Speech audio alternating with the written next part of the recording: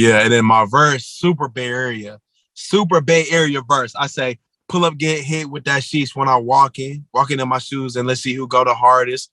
Headed to the hills, long way from apartments. Every single thing Stevie touched on the arson. Hit the label with the single, said it's sick like I'm barfing. I just up the price. What you mean? Ain't no bargain. From the Middle East, not a foreigner, no Martian. Everybody on my corner going eat, ain't no starving.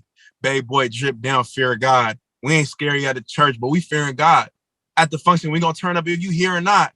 We don't ever see your action, we just hear a lot. Hey, David.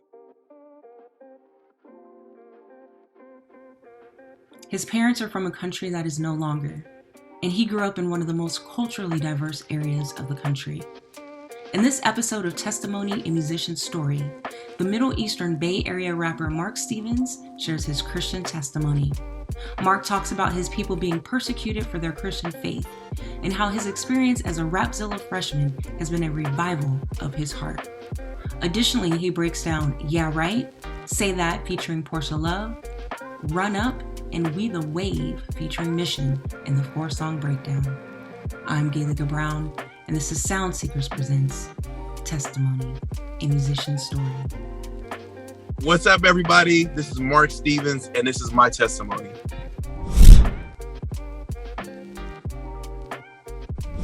So let's start off with your first music memory, whether it be a song, music video, concert. Probably my first music memory, most significant, was probably Ludacris Area Codes. Okay. And yeah, I don't know, you remember that song, but don't want to recite it, but for some reason you don't really help me in geography class, but I'm just kidding. But no, I remember when I was a little kid, just that song was just so catchy to me, and it was so fun. And, you know, I was just Ludacris, you know, like at the climax of his career, he was going crazy. And so for some reason, it just stuck out to me. I think just the catchiness of it. And so that was probably the first music memory I had that I really latched onto, where music was more than just sound. It was something that you can kind of hold on to and take with you and experience. So, yeah, I'd probably say that one would be my first one. Okay. Ludacris was doing big things in that area or that era. So. And area. Yeah, area and era. There, I don't know if you saw, but he was on the Breakfast Club, and they were talking about like your Mount Rushmores of Atlanta, who would be on it. Of course, Charlemagne the God didn't put Luda on the on the list. How could he not? I mean, he did have. There's so many artists in Atlanta, and you can only pick like 4 is on Mount Rushmore. Oh, okay. But Luda was fine. He was like, you know, I'm doing things that are getting. I'm not trying to just be relevant now. I'm trying to have, you know, a long lasting career. So maybe 20 years from now, I'll be on that Mount Rushmore. Oh yeah, I mean, he's so multidimensional, so talented. You know, just not just music. You know, acting. Yeah, that's awesome. Okay. And so, where were you born and raised? I was born in San Jose, California, and raised in San Jose, California. So south of San Francisco, Bay Area, Northern California. Yeah, I grew up in a pretty well-established area, and super grateful. My parents both immigrated from the Middle East, so they left their war-torn countries. They moved to Chicago, where that was kind of like the only place that they were able to go. And they had my older sister, and they felt like it was too cold to have a child in Chicago. So they moved to San Jose, California, where a lot of my kind of people were Assyrian. That's like our Middle Eastern. Okay. And so like, you know, similar ethnicity groups, you know, they all migrate to different areas. So they knew a lot of our kind of people in San Jose. And so we moved there, and super grateful, great upbringing, and awesome, diverse area. And but yeah, that's where I'm from. Okay, so I'm from Sacramento, if you didn't know that. Hey, it's lit. 916. So for those who aren't from NorCal and specifically aren't from the Bay, how would you describe like the diversity and, like you said, like your your peoples were there as well. How would you Yeah. describe that to those who don't know? I'm super grateful because having now traveled to a lot of different states in the United States and even in the world, just I super appreciate the diversity that is within, the Bay Area and even Sacramento. I believe Sacramento might be more of a diverse area than San Jose. I felt like I saw a research poll about that. I know at one point, like in the country, it was one of the most diverse cities, like maybe 10 plus years ago. But yeah. And so I'm so grateful for that because even in the climate that we live in now, it's like I know Black people, I know Asian people, I know Hispanic people. You just grew up around every different kind of looking person. Yeah. To realize that they're just as human as and I'm just like so grateful for that because people don't get that experience living in different states. They're just used to more, still segregated and I mean, Northern California still has its parts, but for the most part, I think we're, like you're in Sacramento and me in the Bay, like we saw all different kind of people, we all we was all in there together, for the most. Well, I'm living in Atlanta right now, so Okay. yeah. So there's a difference, like you said, when you travel, you definitely see the difference. And a lot of experiences that we have growing up in that diversity, like other people don't even understand. They're like, "What? That sounds like a movie." Isn't it wild? Yeah, I'm just realizing how fortunate we are to have that experience because nowadays that goes a long way. Just yeah. Yeah, just even stuff in school. Like, I don't know if you guys had like multicultural assemblies and stuff in school, different multicultural. Yes, I'm sure we. Yeah, I don't really pay attention in school. Oh, this is an organized school event. Oh yeah, we're not there. We're going to McDonald's across the street. But yeah. Okay.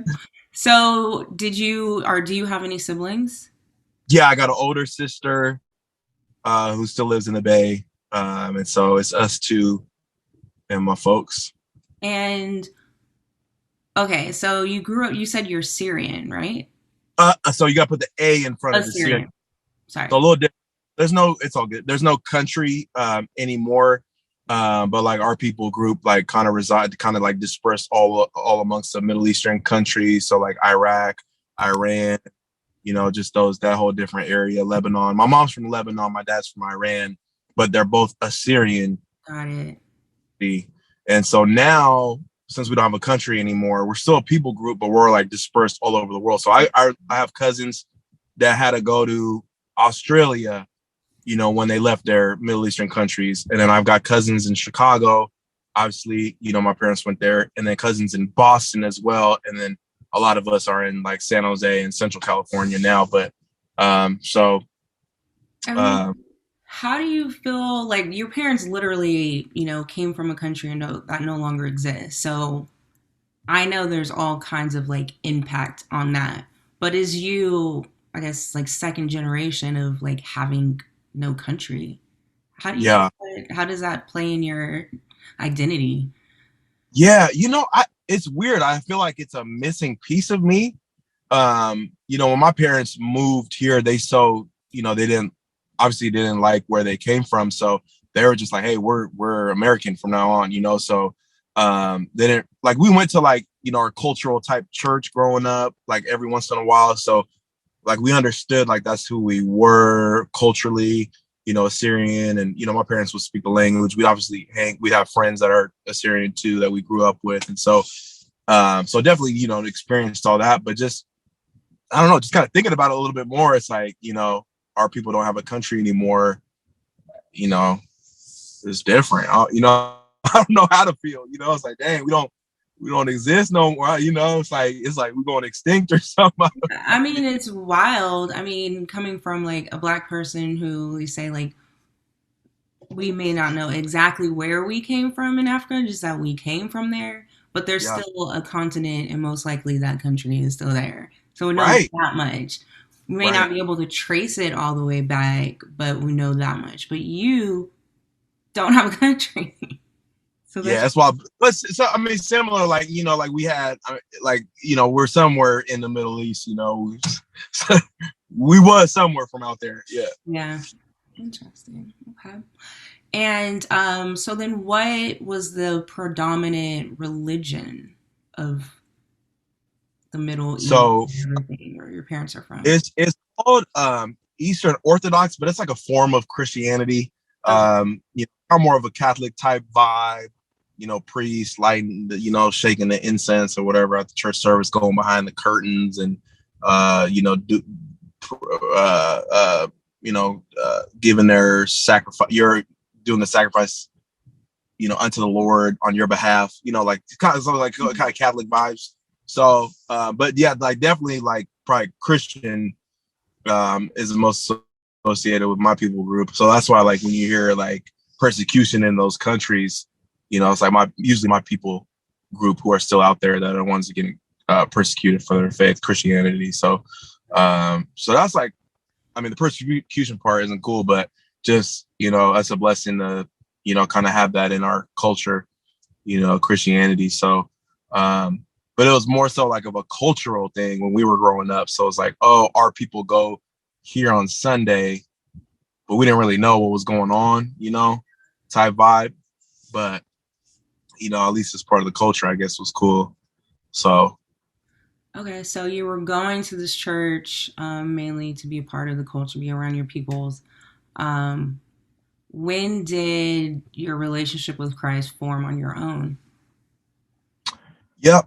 So I said there was a couple key moments that transpired over my youth. Like we actually had some Assyrian like friends that like gave their lives to like the Lord for real. It wasn't like just a church thing, and they'd invite me to like youth camps and stuff like that. So there was a couple times like I went to like a youth camp, and I don't know if you ever get a chance to go to a youth camp where they bring in an awesome speaker and just really powerful time. And so I just had that kind of seed planted in me.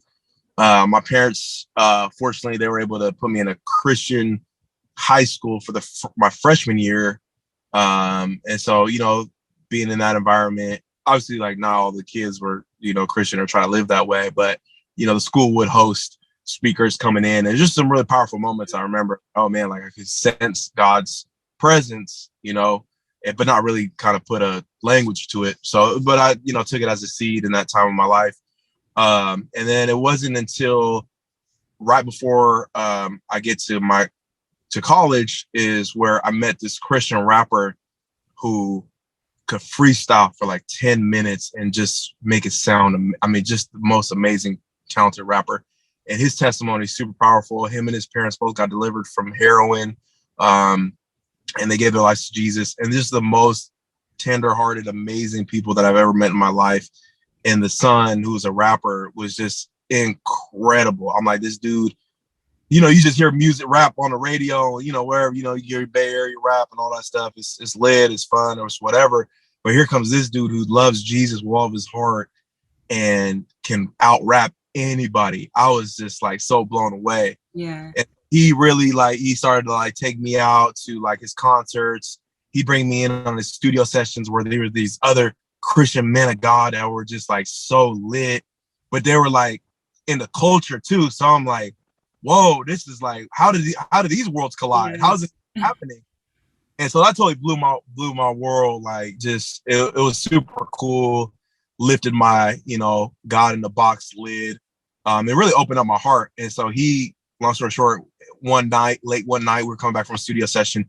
We did the sinner's prayer. He led me to Jesus. He was super excited about it. I'm like, oh, okay, I didn't really feel nothing, but this is awesome.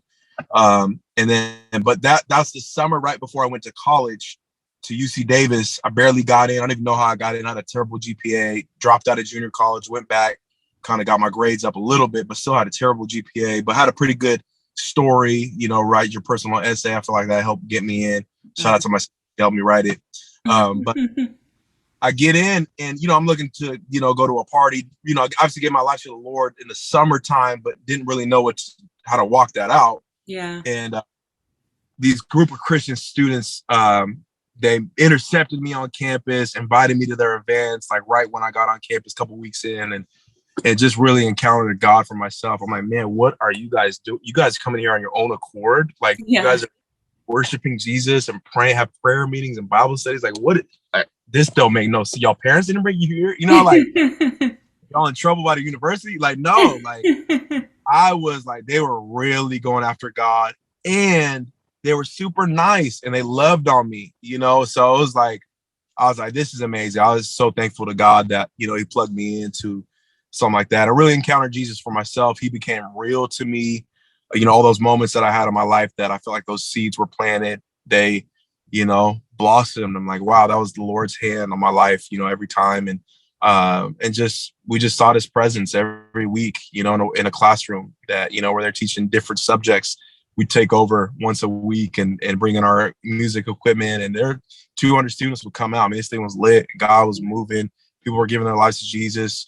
People were following Christ daily on a college secular campus. I mean, taking stands against, you know, immorality and just, you know, just some awesome stuff. You know, one time the university club, some club wanted to show a pornographic film, and a group of our students went out there, and, you know, they didn't have a sign saying, hey, you know, God hates you or whatever. He said, hey, this stuff is bad for you. Jesus loves you. There's a better way. You know, there's a more healthy way. And just loving on people, you know, and sharing Jesus, and just, it was a really exciting time in my life. And yeah, really got saved and discipled there on the university campus, and learned how to pray, read my Bible, how to, you know, outreach to others, share the good news, share the gospel with others. And so that's really where it turned up for me. That's incredible. I've heard a lot of testimonies. Very few of them are about like pretty much getting saved on a college campus. I've heard a couple, but growing up in that area and knowing UC Davis, you know, go Aggies. Like, I just didn't think it was going down like that on that campus. Yeah, no, it's amazing. There's a ministry that I was a part of that's been there for, golly, I'd probably say about 26, 27 years now. And they have a house on campus, and they just do outreaches every year. So like when students get to campus, they do these fun events, like, you know, they'll do like a taco bar night. They do something in a mug night, which is super fun, where if you're a student, you can come, you can get a mug to go, you can take home with you, but they have all these like beverages that you come in, but they do these fun events, you know, to you know, invite students to, and really just build with you there and just show you the love of Jesus. And, you know, that's what pulled me in. And they've been doing it ever since. That's what I do too. I'm at Pacific in Stockton. That's where I do that. That's my full-time job is do college ministry on campus with college students. So that's awesome. So it's full circle for you. Super full circle. Yeah. It's been awesome. All right. And I noticed a car seat back there. So I'm assuming you're married. Yes. 2 kids, 1 wife, met in the college ministry. That's where it's a great place to meet. Okay. Your future person. So when you were at Davis, you met her? Yes. Yeah. Well, she was on a different campus, but we had like the same mutual friends. And so they introduced us to one another. And, you know, we took a liking to each other, and, you know, started to date, and just it progressed, and, you know, put a ring on it. And now we got the fam bam. Right on. And now you're doing interviews with car seats in the background. Facts. Real life interviews. Real life, yes. So how would you say God's presence looks like in your life personally, outside of the music, but just personally? Yeah, I say definitely like in quiet times that I try to, you know, intentionally make, whether it's you know, like I get on campus and I walk around and really just try to like tune in to like what God is speaking, you know, for this day, you know, like what he's wanting to do, you know, through me. And so like even today, you know, just walking around campus, like, okay, God, like, you know, what do you have today? And just highlight different people, you know, for me to connect with. And just really like sensing his leading, his prompting, not necessarily like an audible voice, but just more so like a, you know, kind of like a locking in on something, and just trying to follow that as best as I can.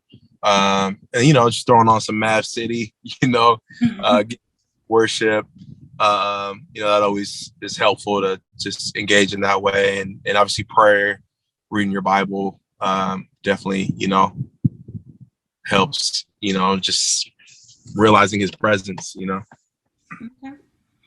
I'm going to switch it up a little bit and talk about what's trending on Twitter. Yes. I'm not sure if you're familiar with the duo, I believe, like R&B duo Division, but they released a track list to their new joint project with Ty Dolla $ign called Cheers to These Memories. And I've just been noticing a lot that there's a lot of joint albums, artists coming together. That's cool. Even in the CHH world with like Indie Tribe and Paris Yeah. Carib and Mary Manna and everything. So lit.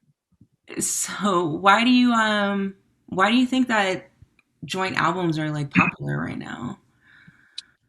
I think one, there's probably a bad way to explain it, but it might be boring just to hear one voice for 2 minutes, even though a song could be lit, but it's almost like people need a little bit more diversity, just in front of them, and something to listen to. It's just cool, like to have the different textures of voices, and people are so gifted and unique in their own ways where it's just a great medley, like nowadays of having multiple artists on a project. And I think it's awesome. I think, it just goes to show you we were always made for, not to go deep, but like it's made for a relationship, and hey, the Bible been coming out with joint projects. It said 2 are greater than 1. The triple braided cord is not easily broken. So the Bible been on that hype. But yeah, I think it's amazing. I just think of diversity in the sound, but still unified, overall in the sound. Like you said, Indie Tribe is a great example. I mean, each artist is incredibly fire on their own. But for them to come together, it's almost like, I don't watch Marvel or too much, but it's almost like all them cats coming together. Yeah. Yeah, Avengers. Yeah, obviously I've seen the movie. I'm like, man, what am I not the same? But yeah, it's all about like Avengers nowadays, and I think it's awesome. Yeah. So hearing about Ty Dolla $ign, love Ty Dolla $ign. I mean, his music is super fire. So, him. I mean, yeah, he did that song with Lecrae. It was so fire. Actually, Lecrae debuted it at what's that radio station in San Francisco? iHeart Radio. Mm-hmm. Heard of them? Well, yeah, iHeart is like the umbrella. Yeah, big. There's a bunch of yeah. So they have their like main HQ in San Francisco. And long story short, we won like 2 tickets to go and hear him live, like debut, like listening session. And he was being interviewed by Big Von. Big Von 106 KMEL? Okay, Bay Area radio station, like hip hop radio station. But yeah, we got in the building at iHeart Radio. Lecrae was there. We got to say what's up to him and take a picture or whatever.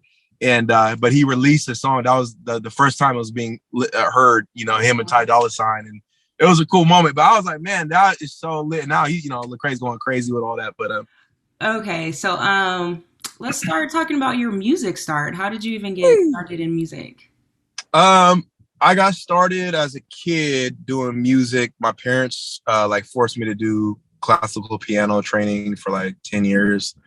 It was so agonizing, but grateful for it now. Obviously, like you're always grateful for what your parents try to instill in you, but not in the moment. But definitely helped shape my musical like abilities. Obviously, if you're constantly playing piano, you're in a sense training your your ears and your mind to just know music and how to just do music stuff. And so yeah, great like foundation for me. And then started to make a turn for like more soulful music. I got into my sister's CD collection back in the day, and I saw like she's like had a Stevie Wonder album, and so I got my hands on that. So I listened to it. I'm like, wow, this is really like invigorating, so full of life music, and just so like free and just creative and just amazing. I mean, the way that they would record music back in the day, it was just like they was all in the studio and they'd record it all the way through, and like just hearing Stevie Wonder, I mean, it was just incredible. And so being able to capture that, like, just so captured my heart and and just like, yeah, it was amazing. And just like fell in love with the oldies, you know, Stevie Wonder, started to get into like Frank Sinatra and just classics, you know, Ella Fitzgerald and just like real musical type stuff. And so like really like took a liking for like even like movie scores like Hans Zimmer, Lord of the Rings and Star Wars, and just like was like super nerded out and that type of stuff. But like very musical, you know, started just like the old composers like Beethoven, Mozart, and just different guys like that. And so I'd say like that's the foundation. Obviously, like in high school, started getting into rap, you know, like we talked about like Ludacris and stuff. And then the hyphy movement just went crazy where I was at. So every you know, high school house party in the Bay Area, like once you put on Mac Dre, the party, everybody go crazy. And so, Still, you know, still yeah. to this day, Mac Dre really like eternal. He go crazy, man. Like Mac Dre, probably one of the most influential artists for me, and just he's amazing. But yeah, so like kind of like experiencing all that, you know. So now it's like, you know, hyphy, just like the vibes that like when Mac Dre came on, it's just like life changed, stopped for a sec, you know, like just the world stopped and you just like in your own world, you know. And so you know, that, and you know, just kind of going from there, like, you know, kind of having a culmination of sounds now, just kind of in my heart and just expression. Okay. So, I mean, that's how you got into like liking music and everything. But when did you actually start rapping? I say like around the high school time, like I was on the basketball team, and like when we would travel to games, like we'd hop on the bus, and you know, some of the guys would hit the cushion, you know, seat and try to make a beat out of that, and different guys would, you know, try to freestyle rap. And so, you know, I kind of how I got my start, and just you know, do a lot of freestyling for fun, and obviously not good at it at all, but it was just fun, you know. And then fast forward, you know, I met that Christian rapper, and he was just like so amazing. So started to get around those guys, and he was just like telling me like, Mark, you can, you know, you can rap pretty good too. Like you know, so totally believed in me in that aspect. And so I started trying my own stuff, made some like, you know, I got a microphone, and, you know, like got with some of my high school friends, and we just like make music for fun. But like we were pretty good at it. Like, you know, like look back at me, it was trash, but like, you know, in the moment, like we were better than like, you know, average, you know, like your average, like we were getting it on us, you know, digital. We were having MP3s of our stuff. We'd pull up to house parties and like perform, and people would rock with us and stuff like that. So it was lit, you know. So that's definitely how I got my start. And then kind of moved over to like, you know, when I became part of the ministry, I created like an anthem for the ministry. Like I got all these like super nerdy Christian kids to like say a line, like, you know, I wrote it for them, produced it like in my dorm, and had all these students over, and we made a song. And so kind of like that's kind of where it went to. And then got to you know, like really wanted to do it is when I made an anthem for our national college ministry, me and my boy Mikey P. And I didn't realize like so many different college groups across the nation were playing that anthem that me and my boy just did for fun. We just wanted to do it from the West, you know, out here, and we just want to rock, you know, and just turn up for the Christian ministry. And but like I meet so many people, they would tell me like, Mark, we play that song every time students come into our room for service. We play that song. We play that like all across the nation. So it got me thinking. I'm like, oh, okay, like people like they'll rock, you know, like all across the nation. If I put out stuff, they're rocking with me. And so that kind of put it in my like mind to like try to do some music and really put it out there. And so started to do that, met Mission, and then that's where it turned up. And so he super believes in me. He's in Mark, I'm starting AOI NOM, All You Done to Me music group label. I need you to hop on. I was like, man, are you kidding me? That's a no-brainer. Like Mission is me. What? Yes. being around him now, I mean, he's legendary, incredible, one of the best deliveries in the game, one of the best work ethics I've ever seen as a full-time rapper. He really lives it, loves his family, is so supportive of everybody, never talk negative about any, always I mean, just incredible, the real deal. Yeah. And so being around him, but he, he like challenges me though. He's like, Mark, you gotta really do this, And so that's kind of where I'm at now, is like, just trying to go for it. That's dope. So, how long do you think you knew Mission before you jumped on this label with them? I'll probably say for maybe a year. We kind of in passing, we knew of each other. We had a lot of mutual friends. My friends knew that I was trying to rap and stuff. I was like, oh man, you should hit a Mission, and so I reached out to him a couple times. We connected, and I just was like, hey, can I just ask you questions on how to do this? And we just kind of connected that way, and then started to kind of see each other at different things. And then he wanted to start his label, All You None of Me, probably about a year in of us kind of just crossing paths and getting together maybe a couple times. And he just felt hey, he sees me trying to do it. He thought I was decent enough to get on his label, potential wise, and he reached out. I said, heck yeah, I ain't even got to pray about that. I'm on. I'm kidding, but no, our mutual pastor felt like God was like, hey man, I think you guys could really do something cool. So it's cool. That's awesome. I love Mission. It's my brother. He's amazing. And then you're also this year Rapzilla Freshman 2021. Yeah, let's go. It's so crazy. What? How did you, I mean, obviously you're excited about that, but when you found out, what were your thoughts? Honestly, I mixed emotions, feelings of inadequacy, or you don't belong, not truly believing in myself 100% to be in a place like that. But then also excitement and yeah, I've been doing this for a minute, and I'm I think I'm pretty dope. So definitely mixed emotions for sure. And but just excited. I think finally I recognized in myself that yeah, I do got what it takes to be dope, and to kind of be on a platform like that, and in a space and whatnot. And so super excited. Yeah. So I'm yeah, let's go. So I appreciate them a lot. I mean, they've been doing so much for me, and just all the other artists, they're incredible. Rapzilla does an amazing job, and they really believed in me, and at times where I didn't believe in myself, and so I might have acted oh yeah, I believe in myself, but those feelings that you have sometimes that are your insecurities and whatnot. But just incredible.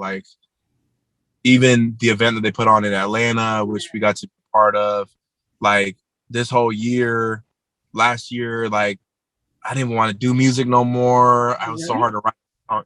Yeah, just kind of going through those just emotions of not really thinking this is not worth it, because I feel I could always do music for fun, in my room, when I felt like it or whatever. But just really trying to go for it, I just felt I don't know if I could do this anymore. I didn't want to perform anywhere. I didn't want to. I don't know, just didn't really think of myself in that reality anymore. And so, but once this Rapzilla thing came around, it's and I got to perform in Atlanta. They gave every artist 8 minutes on stage, and I just right before I get on stage, I'm just recollecting all the time I've got to spend doing music my entire life. And here it is, I got to represent it for 8 minutes of who I am. And I just felt the love of God just take over my heart. And it was just so fun. And it was just such an amazing moment. And I just thank God, man, I got to experience something like that before it's all said and done. And just personal, I just experienced a personal revival, in my heart. I was just man, this is really awesome. Yeah, I was born to express myself in this way, and do this and impact and make music and really go for it. So just incredible. Incredible. What an incredible experience. Yeah, I was there for that concert. Hey. It was dope. I mean, it was like one of the cool things I was excited about for moving out here because I just moved out here within the year. So Oh, no. yeah. So it's like I know there's a lot going on in Atlanta and there's a lot of Christian hip hop artists. I was like, there's gonna be cool events that happen. And that was literally the first one that I went to. And I was like blown Wow. away with the whole pool party experience and just the lineup. And just everyone who just showed up, even if they weren't performing, like there were so many artists there. It's a good experience. So much love. Yeah. I like it was I keep telling people it was like one of the best moments of my life. Like it was just incredible. Incredible. What about that entire weekend though? How was that for you? You can break it down for us who didn't get to partake or we might have just saw the concert. Yeah. So yeah, I mean, primarily like it was the concert, but they wanted to make the most out of it. So we flew in a couple days in advance, and we all stayed like at different Airbnb. So it was really fun just to kind of like get to know the guys and gal too. Shout out to Jekka. She was the gal in the group. Obviously, there's a lot of fire gal rappers that could have made that list too. But yeah, like we all like got to know each other. Like it was really cool. Like everybody was just like, it was all love. Like the moment everybody flew in, it was like everybody was so excited to be there and be together, and it was really neat. And so we kind of just kicked it for the first day, like let everybody kind of get into town from where they were coming from, and then Breeze and Scooty took us to the hood wing spot. We didn't go to Wing Stop. Yeah. The wing spot called Touchdown Wings. It was fire. They do like Chinese food and wings. I guess that's like an Atlanta thing. It was so fired up. It's a South thing, really, but yeah, definitely a lot in Atlanta. So fire. So we got to kind of break in the weekend, just having some fun stuff, eating some wings, and then the next day we shot a cipher that we all did. Each freshman did like a rap verse on a cipher, and so we got to shoot that in a really cool warehouse. Jesus Loves You company came out, and they gave every artist like their own box of like shirts and merch, and like it was just so cool. Like shout out to them, and we got to shoot the video with Ray Knowledge, who, oh my goodness, just so gifted. Worked. I've never seen a videographer work that hard to get all the shots. Yeah, he did such a great job. Shout out to Ray Knowledge. So that was a lot of fun being a part of. And then the next day we kind of just like woke up and got ready for the show, and we did the show, and it was amazing. What an experience. And then after that, I got to stay one more night. I got to stay with my good friend El Duan, who moved out there recently too, him and his wife. So I got to spend some time with some good friends. But it was incredible. Like we have a freshman chat that we're all part of. Yeah. Like, it's like, so there's so much love. Yeah. There. Like as a result of that, those couple of days all together, like it's really awesome. That's awesome. Congratulations. Thank you. Yes. And I saw that you had Kel Mitchell on IG vibing to Say That Then. So stinking cool. I'm like, when he said my name, I'm like, what? Cool, for sure. Obviously, like, when you're a kid and just growing up, watching him on TV, and here he is, like, just sold out for Jesus, leading people to the Lord, doing Bible studies, and then when he waits for people to get on live, he's playing your song. I'm like, oh, that's super cool. It's cool. Like, he just shows a lot of us artists love like that, and it was just cool. Just cool to see somebody of his, life experience, play my song, and yeah. And it was so funny. He was like drinking this big old mason jar. I don't know what he was drinking. It looked like cold brew, but I don't know if somebody would drink that big of a jar of cold brew. Somebody who's really into coffee like myself. And so I thought it'd be funny if I did like a side to side video where he's kind of like vibing to the song. I'm vibing to the song. I got my big old mason jar of cold brew too. But it was awesome. It was super lit, and that was a cool moment for sure. Oh yes, the kid from All That and Good Burger. Iconic. And it also looks like you have the support. I mean, obviously, if you're with Mission, you have the support of former RS. Oh my gosh, rock paper scissors. So RPSMG, RPSMG support. Oh my gosh, yeah.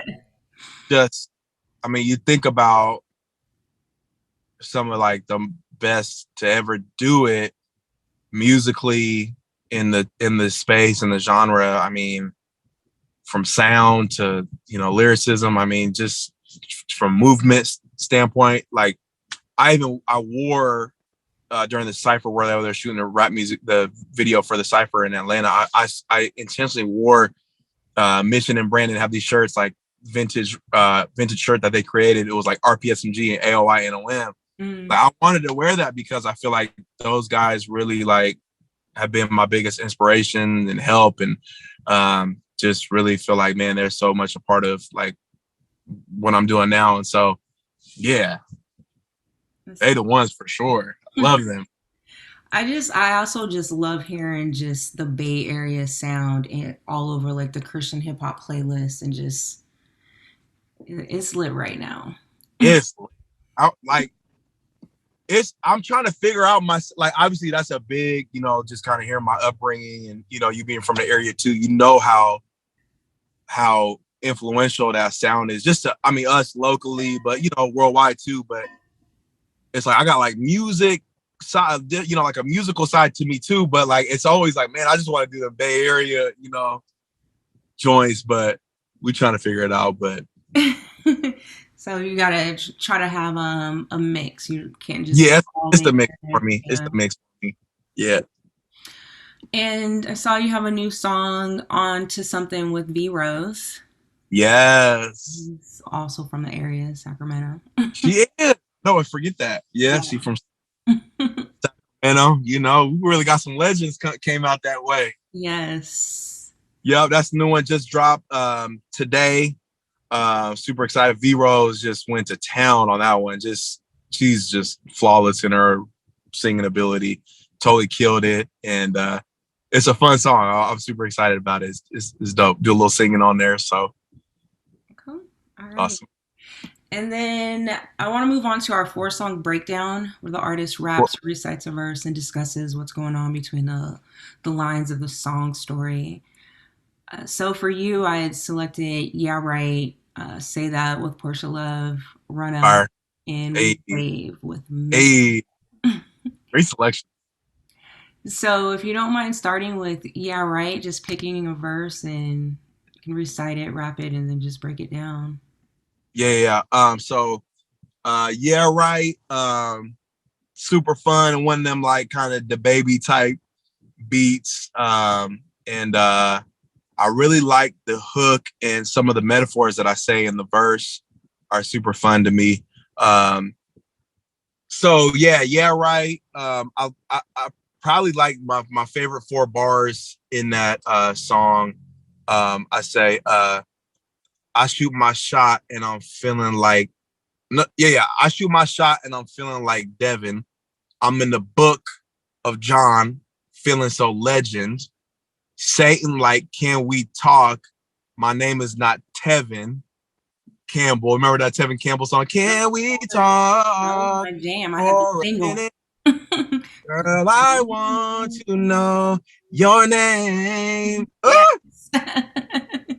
So that kind of that you know, that was super fun to me. Those handful of lines there. You know, it was just a playful song for me. It was super fun. So that was like kind of one of my more catchier songs, and I think it's doing probably one of the better ones streaming wise. And so I might have to run something back like that. Okay. And Say That with Porsha Love. From the heart of the Bay Area, produced by none other than Dars, the GOAT Bay Area producer, going crazy. That song was a lot of fun. I pulled up to Dars' studio. He lives in the Bay. And I said, hey, man, can we cook something up? And he just started playing, and he went crazy on the beat per usual. And so, you know, we try to make the hook super catchy. You know, say that then, hey, say that then. Yeah, and then my verse, super Bay Area verse. I say, pull up, get hit with that sheesh when I walking in my shoes, and let's see who go the hardest. Headed to the hills, long way from apartments. Every single thing Stevie touched on the arson. Hit the label with the single, said it's sick like I'm barfing. I just up the price. What you mean? Ain't no bargain. From the Middle East, not a foreigner, no Martian. Everybody on my corner going eat. Ain't no starving. Babe boy drip down, fear of God. We ain't scary at the church, but we fearing God. At the function, we gonna turn up if you hear or not.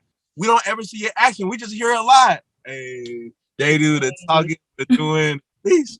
I'm at the table. You know it's a feast. 4 or 5 chains ain't no taming the beast. He coming back, don't get hit with that shit. Say that thing. Yeah. Say that thing. It's lit.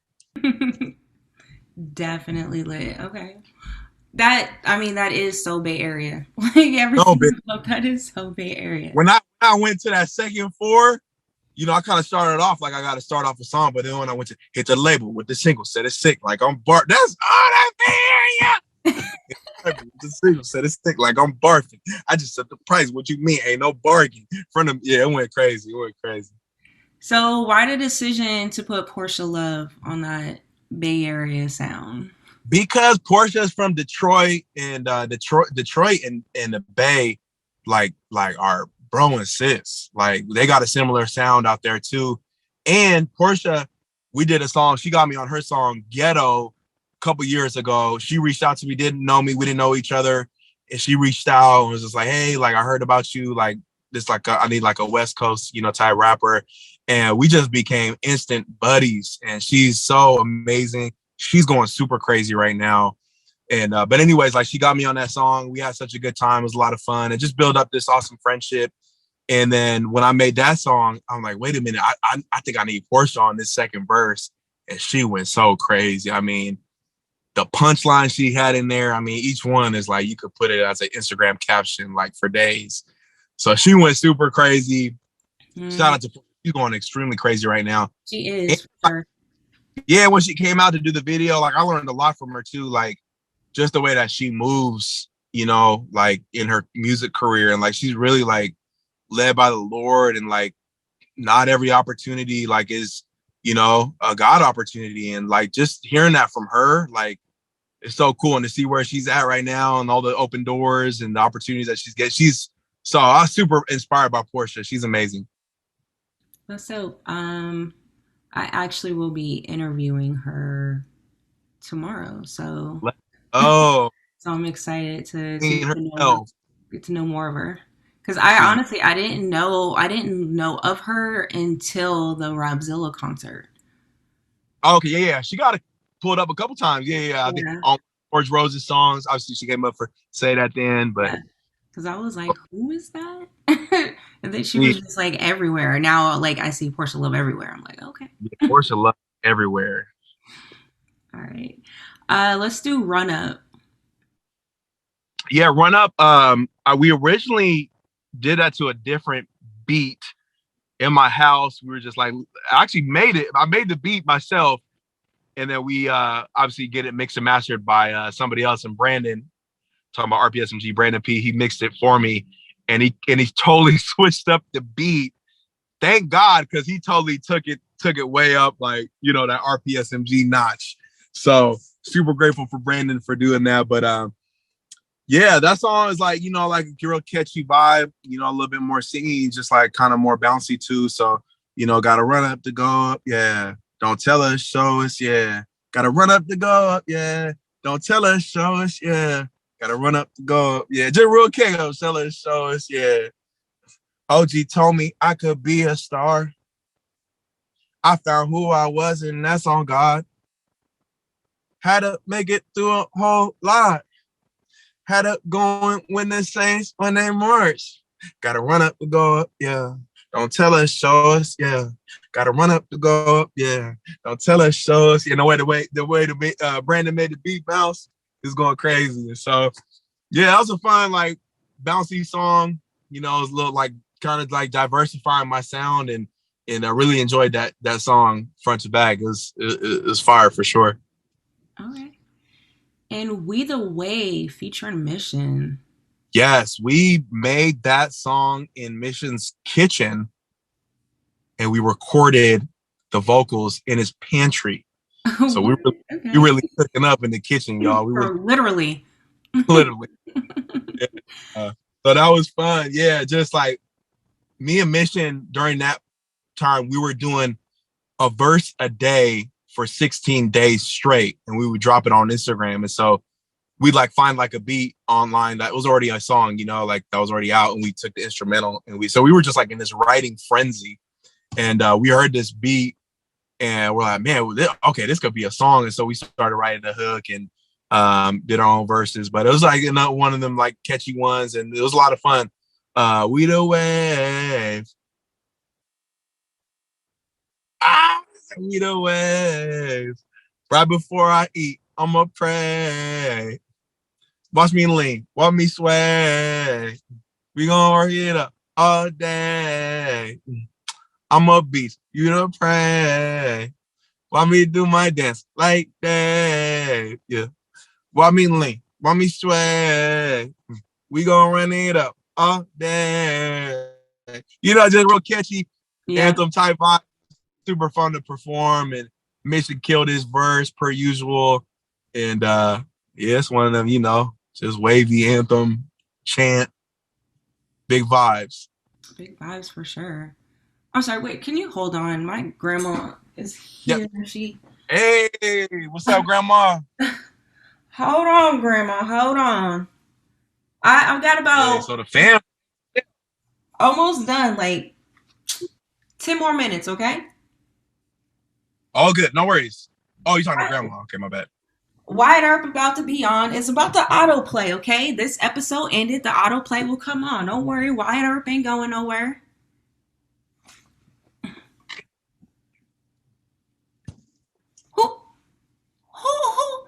Who was this? Who? I'm weak. Hey, Grandma Brown, how are you doing? I'm Mark. Nice to meet you. Nice to meet you, Mark. Nice to meet you. You can call me Mother Brown. You can call me Mother Brown. Hey, Mother Brown. Pleased to meet you. Hey, I'm pleased to meet you, young man. I was trying to figure out what's going on over here. Kept hearing all these yees and then yada means and then all kinds of stuff. Didn't know what was going on. So right. Hello. Okay, you must be from the Bay Area. That's what it sounds like. I am, Mama Brown. I am. Sure am. Okay, I know a little something about the Bay, I'm from the South. Okay, I see you. I moved on up to Sacramento. Been out here for years. I'm raised all my kids, my grandkids, and everything. Yeah. Okay. You mind if I say a little prayer for you, Mark? Oh, please do. We'll be honored. Oh, okay, Lord. I just want to thank you for this young man, Mark. Mark, just like in the Gospels, even though he don't spell Mark like the way they spell it in the Gospels. I think he got a C instead of a K. Lord, I just don't know what's wrong with these kids these days and these spellings. Always using just the opposite letter, Lord. But Mark from the Bible. Let's say a little prayer for Mark. I'm just glad, Lord, that he is making music in your name, Lord.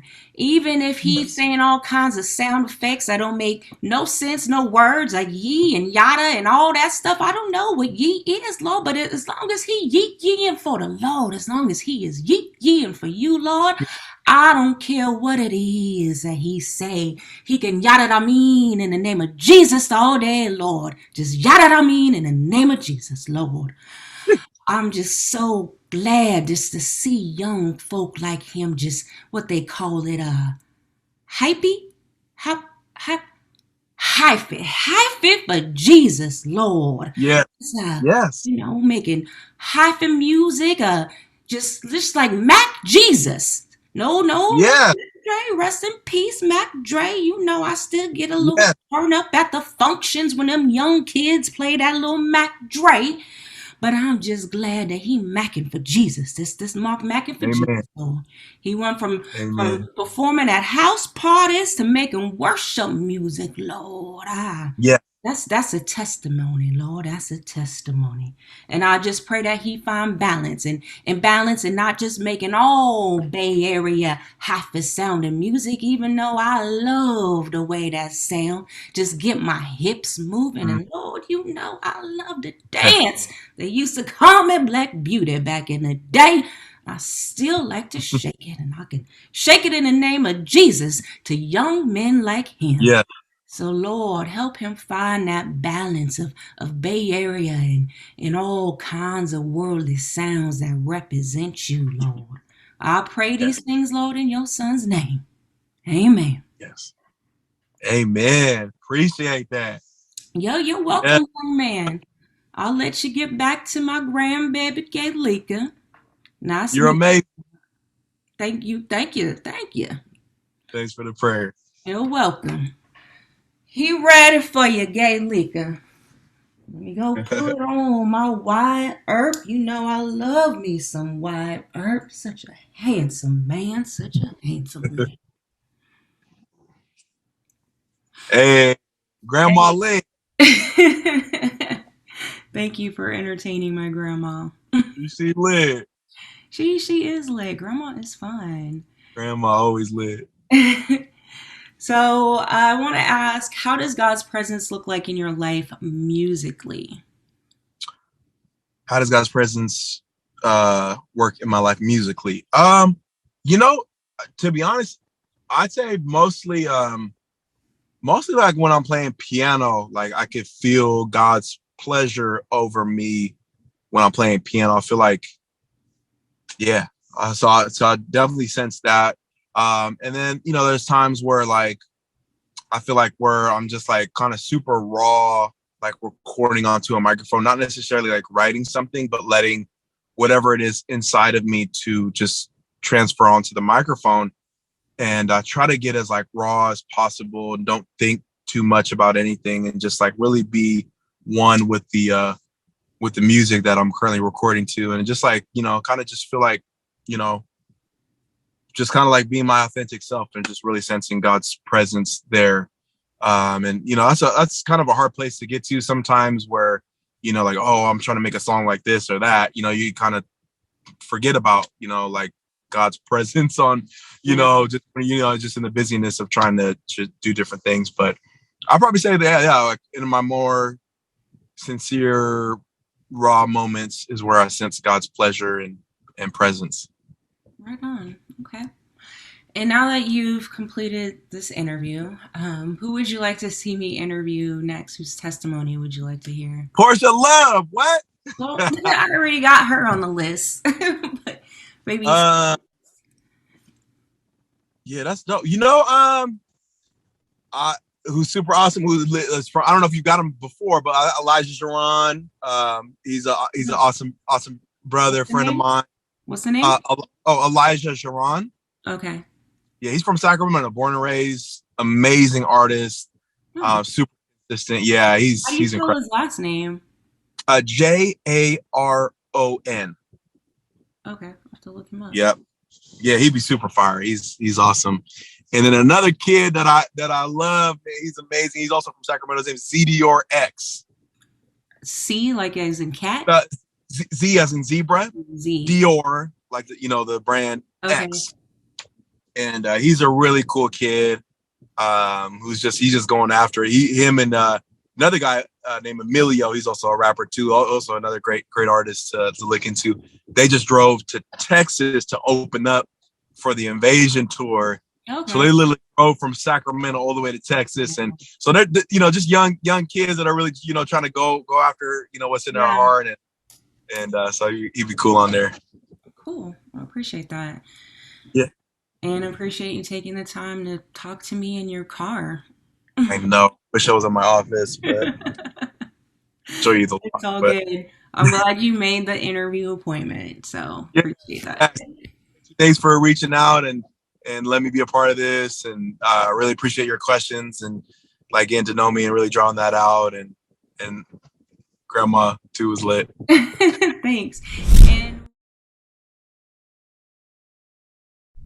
hey, what's up? Thank you. Thank you for listening to the show. Thank you for watching the show. However you consume us, thank you. Please subscribe to the show. And if you really enjoy the content, please leave a review. It really does help with the ranking of the show. And if you want to go an extra mile, share the show. Share this episode. And for all things testimony, visit testimonystories.com. Until next time, I'm Gilika Brown, the music lover constantly seeking positive music.